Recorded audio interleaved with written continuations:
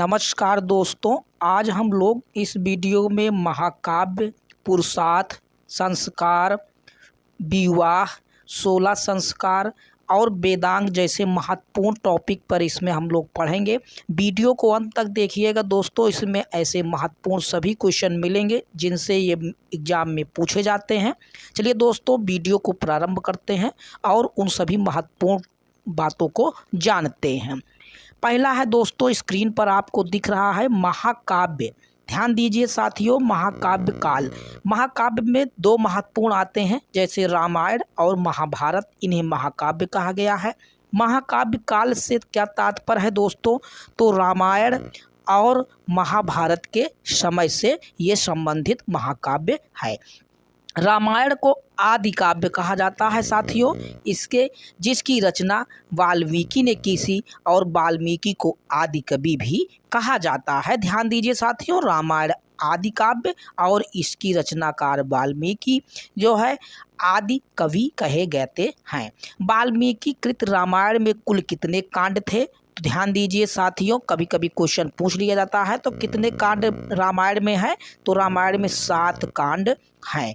रामायण के किस कांड में राम और हनुमान के पहली भेंट का वर्णन मिलता है? तो वह है किष्किंधा कांड। किष्किंधा कांड में भगवान राम और हनुमान जी का मिलन होता है। दोस्तों, आगे महत्वपूर्ण बातें हम लोग जानते हैं।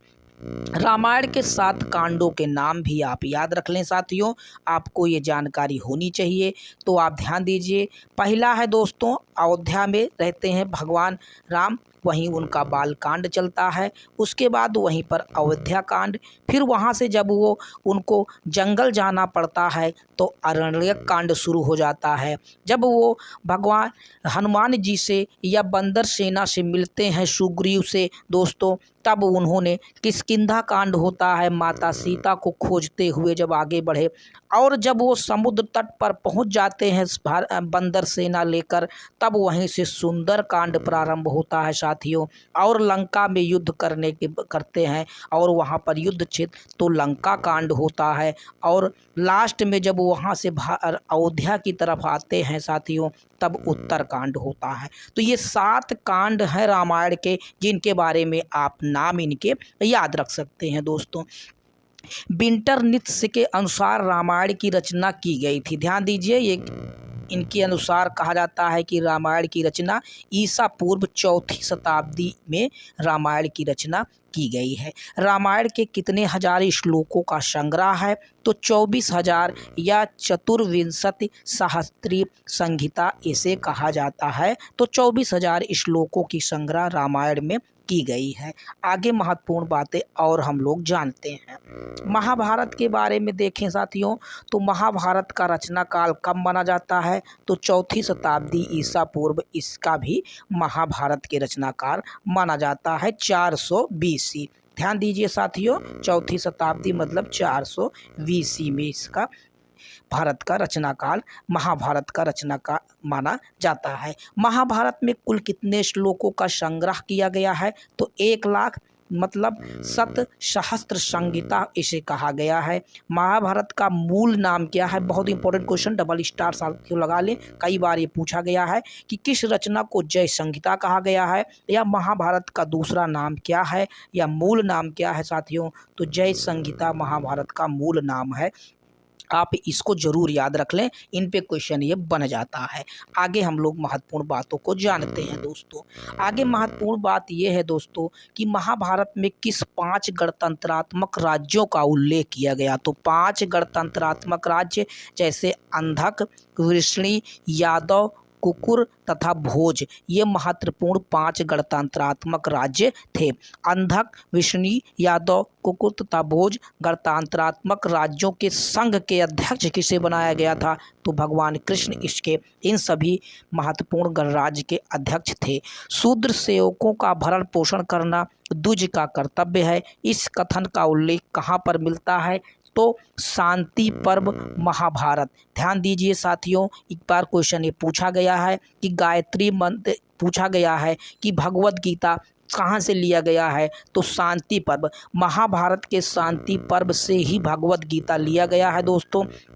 आप इस बात को ज़रूर याद रखें, शांति पर्व याद रखें कि भगवत गीता जिसे हम लोग आज पढ़ते हैं ये महाभारत के शांति पर्व से लिया गया है। अब याद रखें दोस्तों, शूद्रों के भरण पोषण का द्विज, द्विज किसे कहा जाता है साथियों? तो आप जानते हैं ब्राह्मण, क्षत्रिय और वैश्य, इन 3 वर्ण को ही द्विज कहा गया है और इनका मूल कर्तव्य होता है कि शूद्रों का भरण पोषण करें। तो ये बात शांति पर्व महाभारत में कही गई है, आप इस बात को जरूर याद रखें। आगे महत्वपूर्ण बातें हम लोग जानते हैं दोस्तों। आगे महत्वपूर्ण ये है, डबल स्टार लगा ले साथियों, बहुत इंपॉर्टेंट क्वेश्चन ये है। इससे पूछा जाता है रामायण तथा महाभारत में किन विदेशी जातियों का उल्लेख किया गया है? तो ध्यान दीजिए दोस्तों, हिंद यवन, भारत में हिंद यवन, शक, उसके बाद शक, और ये रामायण में इनका वर्णन है।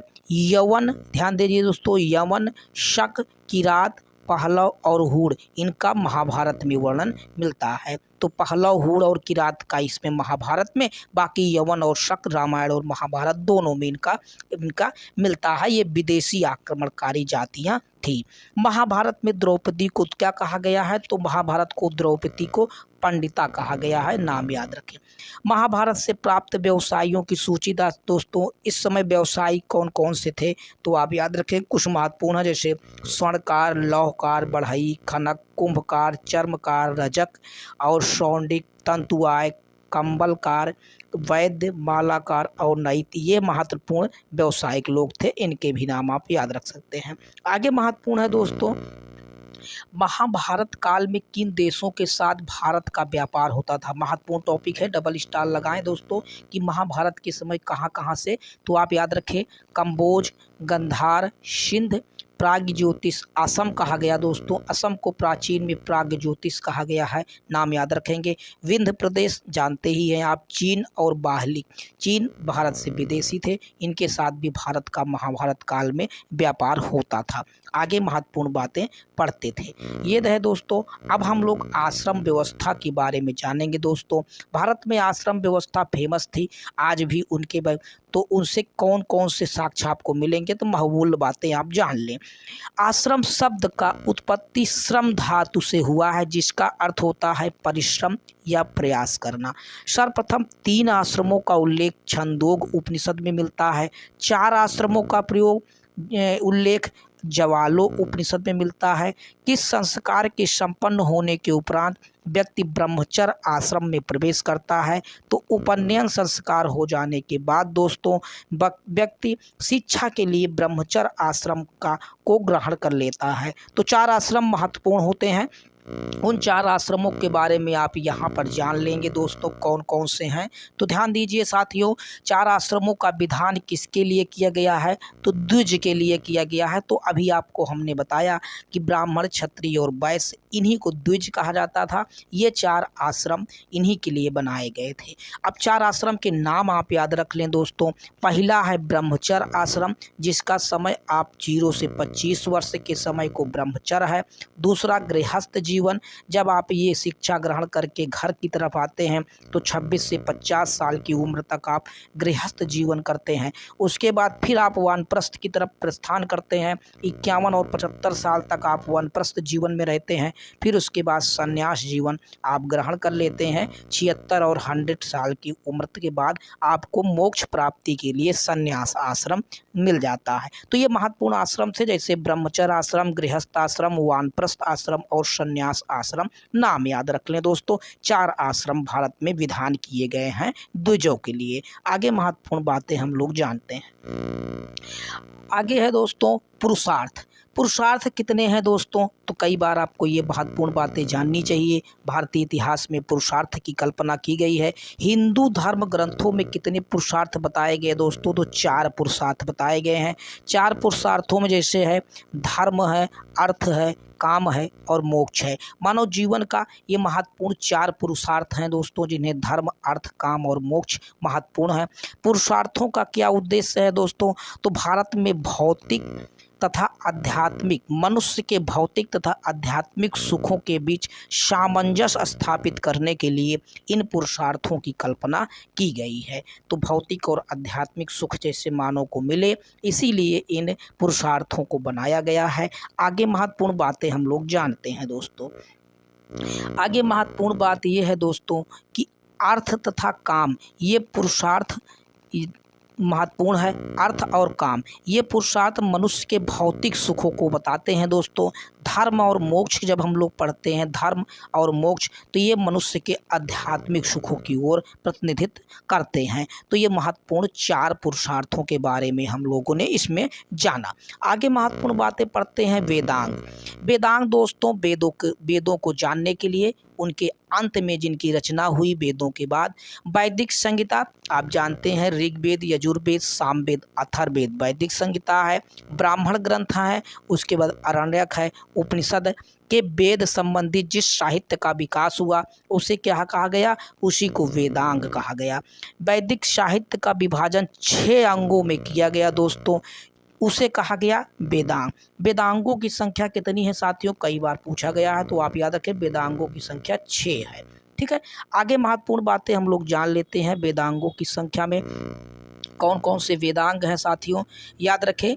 तो वेदांगों की संख्या दोस्तों 6 है। छंद, कल्प, ज्योतिष, निरुक्त, शिक्षा और व्याकरण, ये महत्वपूर्ण 6 वेदांग आपको मिलेंगे। छंद का मतलब वेद के पैर से है, कल्प का वेद के हाथ से है, ज्योतिष वेद के आँख से है, निरुक्त का वेद के कान से है, और शिक्षा का वेद की नासिका से है, और व्याकरण का वेद के मुख से व्याकरण की चर्चा की गई है। तो ये 6 वेदांग हैं।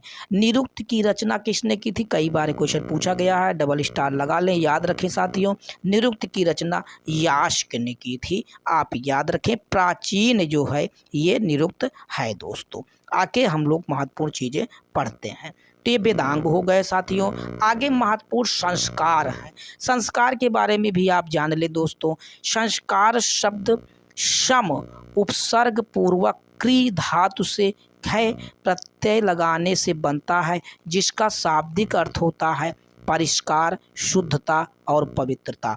मानव जीवन में परिवर्तन, शुद्धता, परिष्कार और पवित्रता हो, इसीलिए संस्कार की कल्पना की गई है। संस्कार के विधानों का वर्णन किस साहित्य में मिलता है, तो संस्कार के विधान का वर्णन सूत्र साहित्य के गृह सूत्रों में और स्मृति सूत्रों ग्रंथों में इसका संस्कार का वर्णन मिलता है। अब याद रखें दोस्तों, स्मृति ग्रंथों में संस्कारों की कुल संख्या कितनी बताई गई है, तो 16 संस्कार मानव जीवन में होते हैं। तो इनके नाम भी अगर आप ध्यान दें तो आपको उनके नाम भी पढ़ सकते हैं दोस्तों।